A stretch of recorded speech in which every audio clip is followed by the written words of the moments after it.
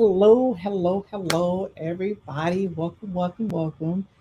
And happy Wednesday. Of course, for some of you, if you're in Europe, right, and you're watching this, happy Thursday. Or for, I know I have folks in my group, Courage to Transition Your Career, that are in Australia, in the Philippines. So I know it's already happy Thursday. Welcome, welcome. I am Twanna Carter, and I am a career transition coach. So, want to give folks just a couple of moments to hop on. And as you're popping on, I know I'm on three different platforms, but let me know, drop it in the comments. Come over here so I can see my comments. Let me know, drop a hashtag live, and then let me know where you're hopping on from, city, state, country, island, what have you. Okay, so today we're talking about my 7 tips to overcome self doubt. Now, if you are here for the first time with me, then I want you to know that I am a career transition coach and I coach high achieving professional women to overcome that doubt and that fear that can sometimes come along with shifting to a new career. And I do that by helping them to recognize and communicate their unique value and by instilling a deep sense of belief in their own skills and abilities so that they can confidently and courageously create success on their own terms and pursue a path of purpose that is meaningful to them. So now I'm going to try to monitor because, like I said, I'm on three different platforms today and I want to monitor the comments. But do drop your comments in because I will be zooming by and checking those out, right? Just want to get one up. I like to try to be on my page. So if I see a comment, I can indeed answer it. So without further ado, because you are here to learn all about my 7 tips, how to overcome doubt, right? The thing is, if we don't overcome doubt and it hangs on really thick and heavy, the anxiety can actually increase or cause your anxiety to increase and cause anxiety. So that's no good because then you're living in fight or flight, you're living in a survival brain, and you don't really thrive when you're only living in your survival brain because all your survival brain is worried about it is live, eat, breathe. That's it. It's not worried about you thriving. It's not worried about you being happy and having a fulfilling life and wonderful relationships and great careers. It's not survival brain is not really worried about any of that stuff, right? So that's the reason why we want to, practice the things that can help us to overcome self-doubt. So let's go ahead. And again, if you have comments and anything, drop them in the box and I'll address those on air, right? So number one, the first thing to do, the first tip that I have is remember your past achievements, right?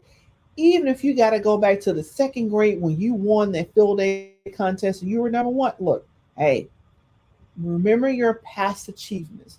Why is it important? When we store memories, when we store, especially when we store good memories, great things, fun things we're proud of, when those memories and events are stored, they are also stored with emotions.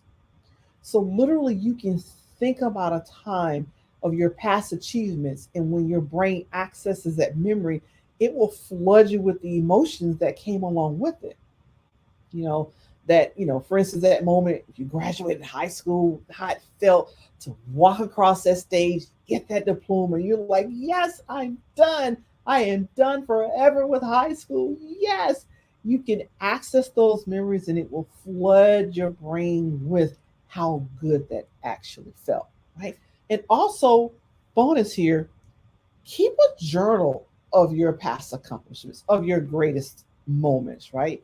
Because writing it down, again, you've lived it, that's one time, you're writing it down, but you can also come back and read it again and flood your brain with the feel good, all the emotions that you had when you actually, achieved that achievement, and whatever it is. For some folks, it's the birth of your child.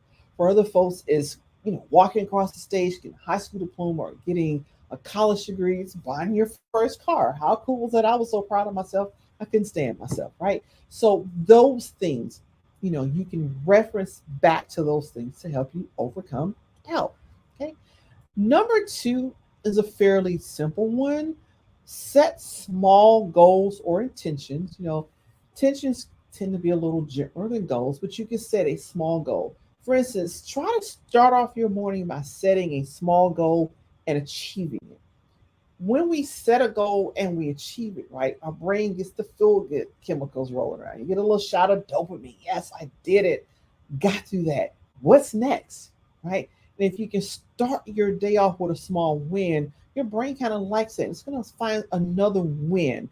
And those small wins gives you a little shot of dopamine. It makes us feel good, right? Makes us feel really good. Anybody out there already do those small wins first thing in the morning? You schedule something to do and get right on it. That's why some people will set up their agenda, their to-do list the night before, so that stuff is planned, and conceivably plan a small win first thing in the morning, and that will kind of boost your mood as you go throughout the day. Right. And also let me know, is there anybody out there that already keeps a diary of your greatest moments? Right. Those greatest moments. Important, right? So number three is to walk away from comparison. Comparing yourself to others is a dream killer. You're always going to come up short, right? You compare yourself to enough people, you're going to come up short. Don't compare. Yeah, leave that comparison game to somebody else, because comparing yourself to someone else is a dream killer. Be you, be authentic, be what you want to be, without saying, oh, well, he's like this and she does this and she does that. You are who you are. Be accepting and joyful of accepting that. Okay. Number four, monitor your negative thoughts, right? Monitor those negative thoughts. The goal is never to empty your brain of thoughts. We get over 50,000 thoughts a day. You're not going to necessarily empty your brain of thoughts, but you can choose to focus on something else. So it's not about, I'm not going to think negative thoughts. I'm not going to think negative thoughts, because you got to think of negative thoughts to like not think it. But you can choose to focus on what you want to think about. People who meditate, I teach people to start meditating by doing breath work and just focusing on the breath. It's not about stopping thoughts. No, it's about focusing on the breath. You're choosing where to focus your thoughts. And then that way you can monitor how long you're submitting yourself to just negative thought after negative thought, right?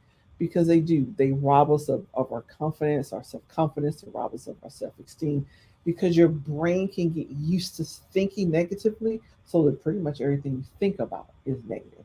Therefore, choose to think what you want to think about. You can choose to think happy thoughts. You can choose to think prayerful thoughts. You can, whatever it is you want to choose, right? Choose it, but don't spend time trying to empty your brain of thoughts, because that's not worth it with over 50,000 thoughts a day, right? Number five is really, really important. Avoid energy vampires. We have friends, family, we love them dearly, but they're like energy vampires. When they come, they just kind of suck all the energy out, and then you're left demoted, you're left defeated. And oftentimes, not only are they, they practice negative thoughts about themselves, but then you pick that up too, and you become doubtful. So no, find the supportive people in your life, spend more time with them, right? But do avoid the energy vampires, because they're so busy consuming energy, they don't uplift you. They don't give anything positive to your life, so you want to avoid them. Number six, seek self validation and self esteem. A lot of folks were like me. I was, I'm a recovering people pleaser. And what tends to happen with people who are people pleasers, we start doing things for other people, and then in return we like how it feels when they go, oh, thank you so much for doing this, and then we do some more. And because we kind of interpret when people thank us, or they're appreciative of all the stuff we keep people pleasing and doing for them, we try to find our self-esteem in that.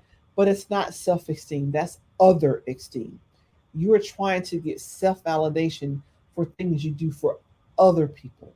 So you have to learn to seek self-validation. Find self-esteem, do the things that make you happy, and then thank yourself for that, right? And then that leads into number 7, practice self-compassion. Be kind to yourself. You're going to beat yourself up, right? But practice self-compassion. And some folks have a problem doing it. I've had clients, it's tough for them to do that. And what I recommend is, you've probably heard it before, is get a picture of yourself younger than 5 years old or younger, because we don't tend to be mean and say rude, negative things to kids who are under 5. So get a picture of yourself 5 and under, and look at that picture. And if you ever want to test how your negative thoughts are, get a picture of yourself and start those negative thoughts that you're thinking about. Try to say that to that person on your picture, that child, that 5-year-old you, that 1-year-old you. You're like, I'm not gonna say that to anybody. Those thoughts are mean. Yeah, probably shouldn't be saying those thoughts to yourself, right? That's the thing about it. Practice self compassion. You can get a picture of yourself younger than 5, and just imagine your 5-year-old self again, because you're not going to be mean to that person. You're not going to say rude, negative things to the person. You're not going to call that person stupid or idiot. And some of us, that is what we do when we have those negative thoughts. So practice building self compassion, right? So if you didn't start off at the beginning, I have 7 tips to overcome anxiety. Number 1, remember your past achievements. In fact, keep a journal of all the great and wonderful things you've done. Number 2, set small goals. Try to start your day off with a couple of small goals that you can achieve. Get that shot of dopamine. Your brain kind of likes that, and it'll keep you going. Getting those small goals, because step by step, the journey of 1,000 miles starts with one footstep. So small goal after small goal after small goal, you will reach the big things. Number 3, walk away from comparison. Comparing yourself to others is a dream killer, and it will make you so doubtful because you will feel you never measure up to anybody else. So leave that comparison behind, right?